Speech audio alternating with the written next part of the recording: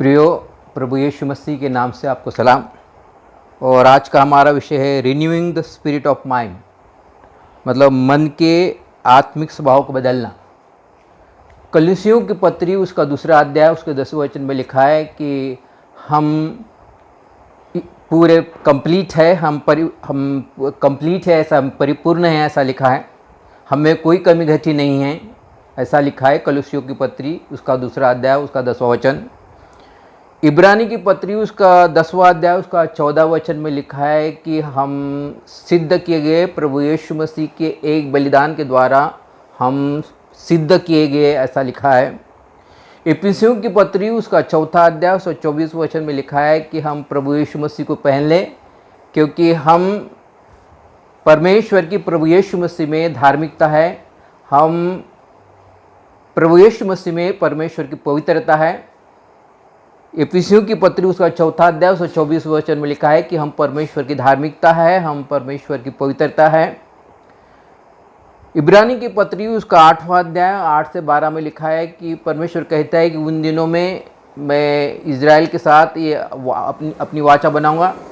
ये वाचा के तहत मैं उनका परमेश्वर होऊंगा और वो मेरे लोग होंगे। मैं अपने नियम उनके हृदय के पटिका पे लिखूंगा और मैं उनके अपराध और पापों को कभी भी स्मरण नहीं करूंगा।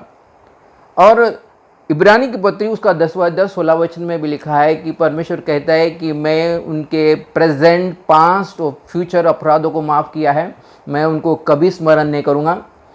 इसलिए हम अपने जीवन में ये सीन कॉन्शियस से हमको जीने की आवश्यकता नहीं है, क्योंकि हमारे प्रेजेंट, पास्ट और फ्यूचर की गुनाहों को माफ़ कर दिया गया है।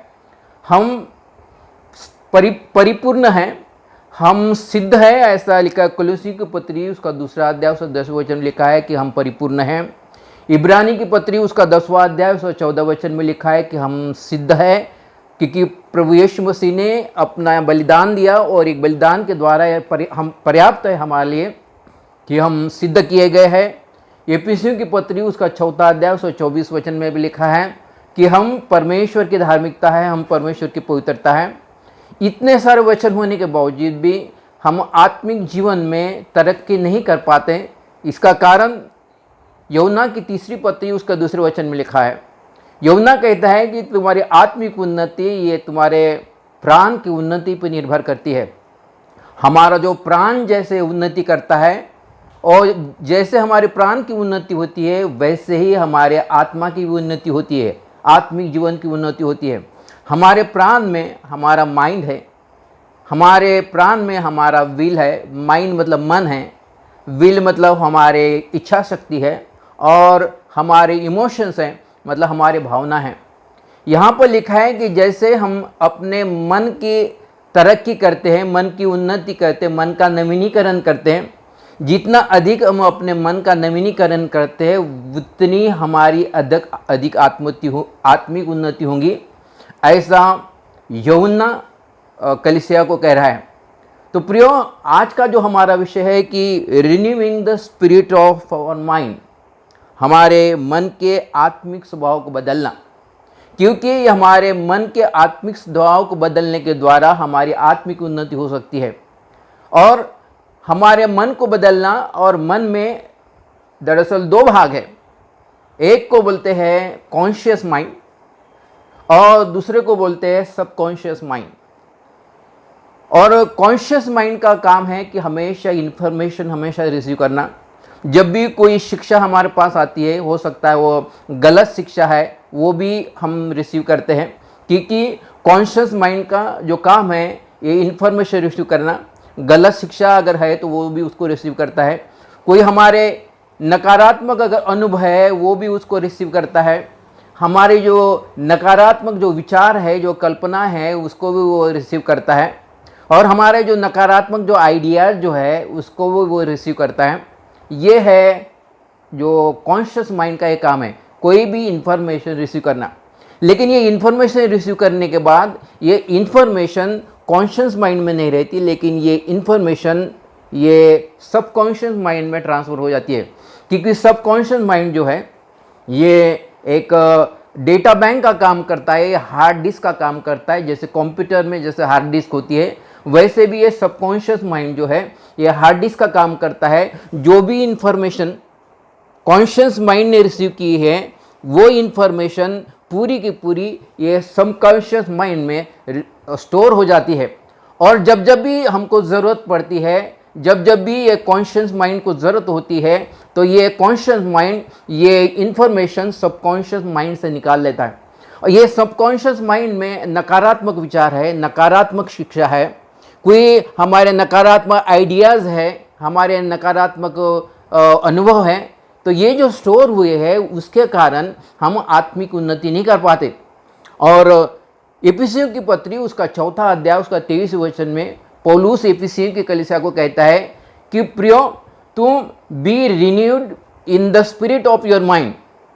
पौलुस कहता है कि अपने मन के आत्मिक स्वभाव में बदलते चले जाओ, अपने मन के आत्मिक स्वभाव में बदलते चले जाओ। और रोमियो की पत्री उसका 2 अध्याय 12वां अध्याय उसके 2 वचन में लिखा है, पौलुस रोमियो को कलीसिया कहता है कि इस संसार के सदृश मत बनो, लेकिन अपने मन के नवीनीकरण के द्वारा अपना परमेश्वर की भली भांति और ग्रहण योग्य और सिद्ध इच्छा जान सको, अपने मन का नवीनीकरण करो। ऐसा पौलुस रोमियो की कलीसिया को कहता है। रोमियो की पत्री उसका 12वां अध्याय 2 वचन कि ये संसार के सदृश मत बनो, ये संसार जैसा सोचता है वो मत सोचो, ये संसार जैसा विचार करता है वैसा मत सोचो, जिस आइडिया पे संसार चलता है वैसा मत चलो, ये संसार के जो अनुभव है वो अनुभव के अनुसार तुम मत सोचो, लेकिन अपने आप को बदल डालो, अपने मन को बदल डालो, ताकि परमेश्वर की भली भांति ग्रहण योग्य और सिद्ध इच्छा जान सको। यहाँ पर प्रियो जो सेंटेंसेस जो यूज किया है, यहाँ पर एक एपीसी की पत्री उसका 14 अध्याय उसका 23 वचन में लिखा है B renewed in the spirit of your mind, ये पैसिवाइज है। और रोमियो की पत्री उसका 12वां अध्याय उसके 2 वचन में भी लिखा है बी ट्रांसफॉर्म लिखा है, मतलब बदलते चले जाओ, ये भी एक्टिवाइज है। और हमारे मन का नवीनीकरण करने के लिए हम सबकॉन्शियस जो हमारा माइंड है उसका नवीनीकरण बहुत ज़रूरी है, क्योंकि ये सबकॉन्शियस माइंड में भी पूरी इंफॉर्मेशन स्टोर रहती है, और ये इंफॉर्मेशन जो स्टोर की है उसको इरेज करना बहुत ज़रूरी है। इफिसियों की पत्री उसका 4 अध्याय 23 वचन में जब पौलुस इफिसियों को कलीसिया को कहता है B renewed in the spirit of your mind, दरअसल पौलुस इफिसियों को कलीसिया को कहता है कि अपने सबकॉन्शियस माइंड में जो डाटा स्टोर किया है उसको इरेज करो और इस तरह अपने मन का नवीनीकरण करो। जब हम अपने मन का नवीनीकरण करते हैं तो फिर हम अपने जीवन में आत्मिक उन्नति कर सकते हैं। यूहन्ना की 3 पत्री उसका 2 वचन में वैसा ही लिखा है।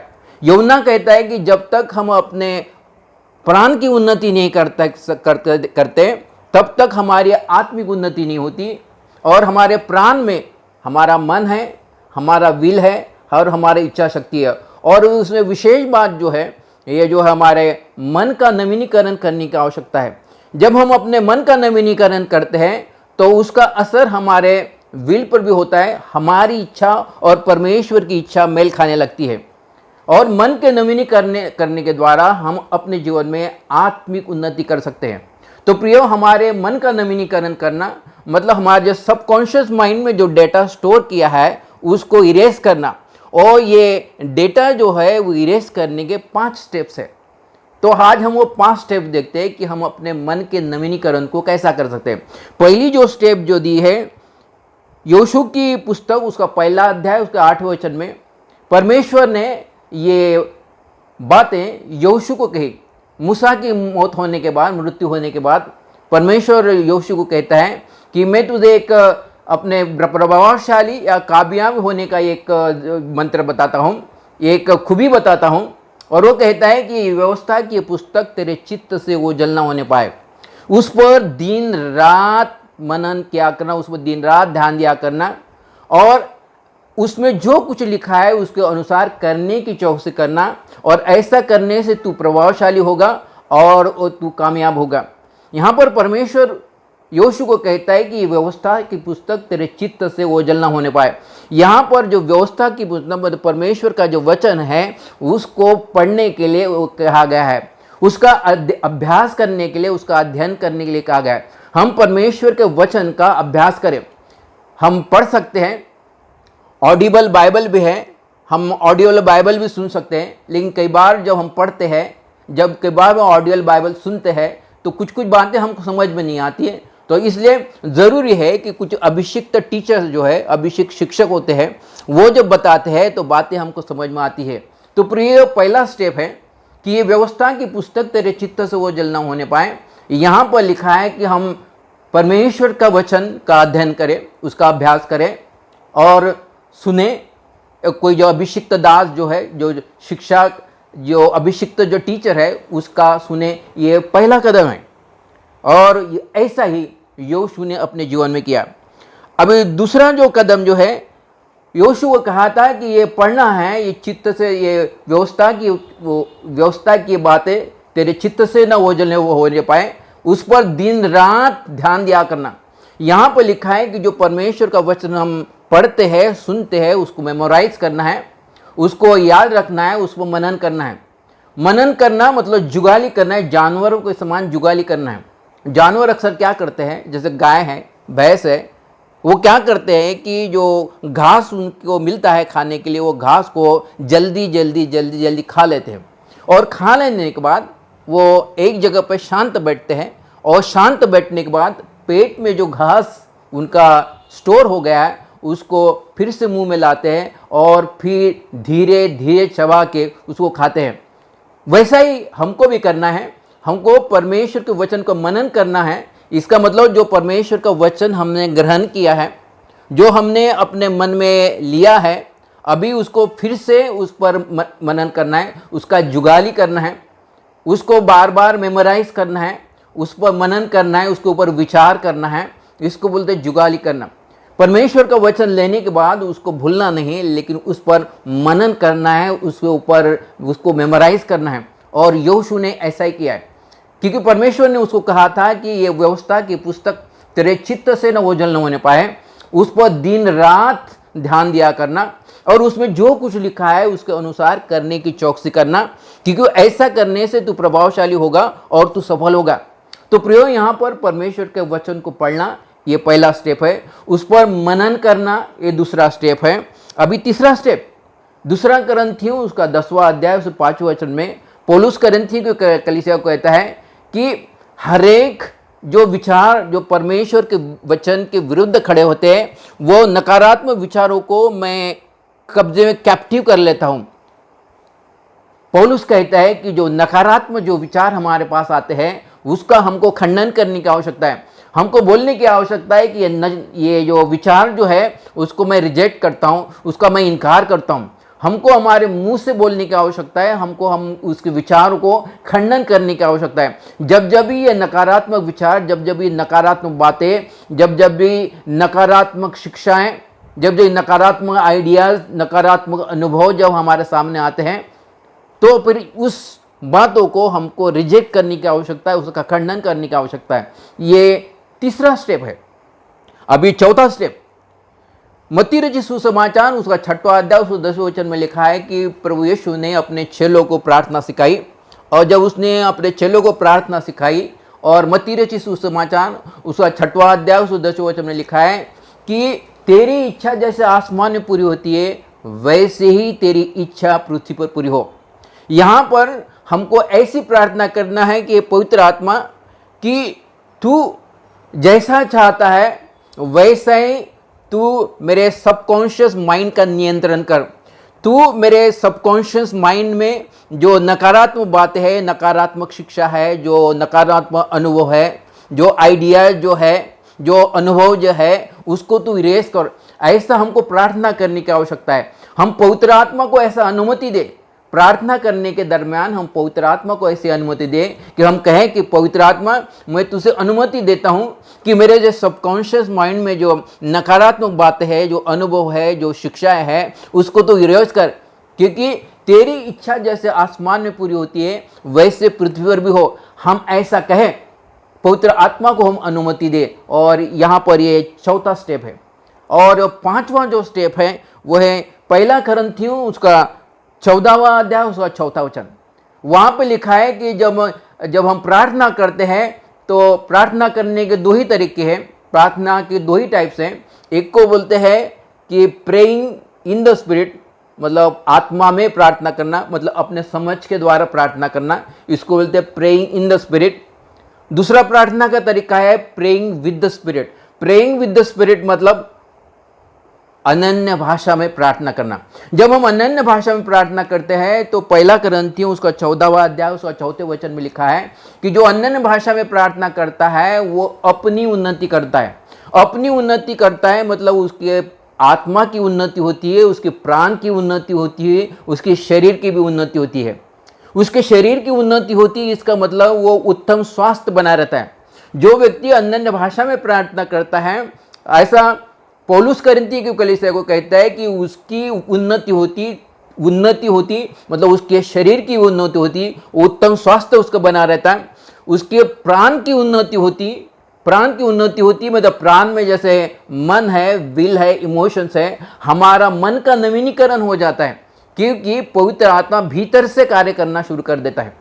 जब हम अनन्य भाषा में प्रार्थना करते हैं तो पवित्र आत्मा भीतर से कार्य करना शुरू कर देता है और वो जो सबकॉन्शियस माइंड में जो डाटा स्टोर किया है उसको इरेज करता है। तो जो अनन्य भाषा में प्रार्थना करता है वो अपनी उन्नति करता है, मतलब वो शरीर की उन्नति करता है, प्राण की उन्नति करता है और उसके आत्मा की भी उन्नति होती है। उसके आत्मिक जो स्तर है वो बढ़ते रहता है। प्रियो, ऐसे 5 स्टेप्स है बाइबल में दिए है कि हमारे मन का नवीनीकरण करने के, क्योंकि यहाँ पर लिखा है कि एफिसियों की नीति वचन उसका 4था अध्याय उसका 23 वचन में लिखा है कि नीति वचन का लिखने वाला कहता है कि अपने मन को सुरक्षित करो, अपने मन को गार्ड करो, क्योंकि ये मन में जीवन के बहुत सारे पहलुओं का उगम होता है। ये नीति वचन का लिखने वाला कहता है, नीति वचन उसका 4था अध्याय उसका 23 वचन, वो कहता है कि अपने मन को गार्ड करो, अपने मन को सुरक्षित करो, क्योंकि इस मन से ही जीवन के बहुत सारे पहलू का उगम होता है। और इसलिए हमारे जो माइंड जो है, सबकॉन्शियस माइंड जो है, इफिसियों की पत्री उसका 4था अध्याय उसका 23 वचन में जब पौलुस कह रहा है, इफिसियों की कलीसिया को कहता है कि B renewed in the spirit of your mind, मतलब अपने मन के आत्मिक स्वभाव में बदलते चले जाओ। और रोमियो की पत्री उसका 12वां अध्याय उसके 12 वचन में भी लिखा है कि अपने मन का नवीनीकरण होने के दौरान तुम्हें जान पाओ कि परमेश्वर की भली भांति ग्रहण योग्य और सिद्ध इच्छा क्या है। यहाँ पर हमारे जब मन के नवीनीकरण की बात आती है तो यहाँ पर ये सबकॉन्शियस माइंड है, क्योंकि हमारे माइंड में 2 भाग है, एक है कॉन्शियस माइंड और दूसरा है सबकॉन्शियस माइंड। ये कॉन्शियस माइंड हमेशा इंफॉर्मेशन रिसीव करता है, लेकिन हमारा जो सबकॉन्शियस माइंड जो है ये हार्ड डिस्क का काम करता है। वहाँ पर पूरी की पूरी डेटा ये स्टोर हो जाती है और जब भी कॉन्शियस माइंड को आवश्यकता होती है तो वो इंफॉर्मेशन सबकॉन्शियस माइंड से ड्रॉ कर लेता है, रिट्रीव कर लेता है, निकालता है। इसलिए प्रियो, हमको ये सबकॉन्शियस माइंड को रिन्यू करने की आवश्यकता है, उसमें का जो डेटा जो है वो इरेज करने की आवश्यकता है। और उसमें फिर से मैं आपके लिए दोहराता हूँ, इसमें 5 स्टेप्स हैं। पहला जो स्टेप है कि यहोशू की पुस्तक उसका 1 अध्याय उसका 18 वचन में लिखा है कि हम परमेश्वर का वचन पढ़े, परमेश्वर का वचन को सुने। जो अभिषिक्त जो जन है, जो शिक्षा में जिनको अभिषिक्त किया गया है, उनके वचन को सुने। दूसरी बात, जो परमेश्वर का वचन सुनने के बाद उसको मेमोराइज करे, उसको याद करे और उस पर मनन करे। जो हमने सुना है उसको बार बार उसको स्मरण करते रहे, उस पर मनन करते रहे, उस पर मेडिटेट करते रहे। यह है दूसरा स्टेप। तीसरा स्टेप, जो नकारात्मक जो विचार आते हैं, जब भी हमारे सामने नकारात्मक विचार आते हैं वो नकारात्मक विचारों का हम खंडन करें। जब भी आता हम कहें कि यीशु के नाम से ये विचारों को मैं खंडन करता हूँ, तो वो विचार हमसे दूर चले जाएंगे। और चौथा जो है, अपने शब्दों में प्रार्थना करें, अपने समझ के द्वारा प्रार्थना करें कि पवित्र आत्मा मैं तुझे अनुमति देता हूँ कि तू मेरे सबकॉन्शियस माइंड में जो डाटा जो है उसको इरेज कर। मैं तुझे अनुमति देता हूँ कि तू तेरी जैसी इच्छा है वैसा तू कर। तो वो हमारे सबकॉन्शियस माइंड में जो डाटा जो है, जो स्टोर किया हुआ निगेटिव डाटा है, उसको इरेज करता है। और पांचवा तरीका है अनन्य भाषा में प्रार्थना करना, क्योंकि जो अनन्य भाषा में प्रार्थना करता है वो अपनी उन्नति करता है। उसके शरीर की उन्नति होती है, उसके प्राण की उन्नति होती है और उसकी आत्मा की उन्नति होती है। प्रियो, कुलुस्सियों की पत्री उसका 2 अध्याय उसके 10वें वचन में लिखा है कि हम परिपूर्ण हैं। इब्रानी की पत्री उसका 10वां अध्याय उसका 14 वचन में लिखा है कि हम सिद्ध किए गए हैं। इफिसियों की पत्री उसका 4 अध्याय 24 वचन में लिखा है कि हम परमेश्वर की धार्मिकता है, परमेश्वर की पवित्रता है। इब्रानी की पुस्तक उसका 8वां अध्याय उसका 8 से 12 में लिखा है कि परमेश्वर ने हमारे प्रेजेंट, पास्ट और फ्यूचर के गुनाहों को माफ कर दिया गया है। हमको अभी सिन कॉन्शियस से जीने की आवश्यकता नहीं। ये सब होने के बावजूद, इतना सब होने के बावजूद भी हमारे जीवन में आत्मिक उन्नति नहीं होने का सिर्फ एक ही कारण यूहन्ना कलीसिया को बता रहा है। यूहन्ना की 3री पत्री उसका 2 वचन, वो कहता है कि जैसे तुम्हारे प्राण की उन्नति होती है वैसे तुम्हारी आत्मिक उन्नति होते जाएगी। और इसलिए हमारे प्राण की उन्नति होना जरूरी है। हमारे प्राण में हमारा माइंड, विल और इमोशन होता है, और इसमें भी हमारा जो माइंड जो है, मन का नवीनीकरण होना बहुत ज़रूरी है। और मन में भी 2 टाइप्स हैं, 2 भाग हैं, एक है कॉन्शियस माइंड और दूसरा है सबकॉन्शियस माइंड। और कॉन्शियस माइंड हमेशा इंफॉर्मेशन रिसीव करता है, लेकिन सबकॉन्शियस माइंड वो इंफॉर्मेशन को स्टोर करता है। जो नकारात्मक जो इंफॉर्मेशन स्टोर किया है उसको वो इरेज करना, मतलब मन का नवीनीकरण करना है। और इफिसियों की पत्री उसका 4 अध्याय 23 वचन में पौलुस यही कह रहे हैं। इफिसियों की कलीसिया को कहता है कि B renewed in the spirit of your mind. वो कहता है B renewed in the spirit of your mind, मतलब अपने सबकॉन्शियस माइंड में जो डेटा जो है, जो स्टोर किया हो, नकारात्मक जो डेटा है, उसको इरेज करो। और ये इरेज करने के लिए ये मैंने 5 स्टेप्स बताए। परमेश्वर इस वचन के द्वारा मैं ऐसा विश्वास करता हूँ लाभ हुआ। परमेश्वर इस वचन पर आशीष दे और आपको भी आशीष दे।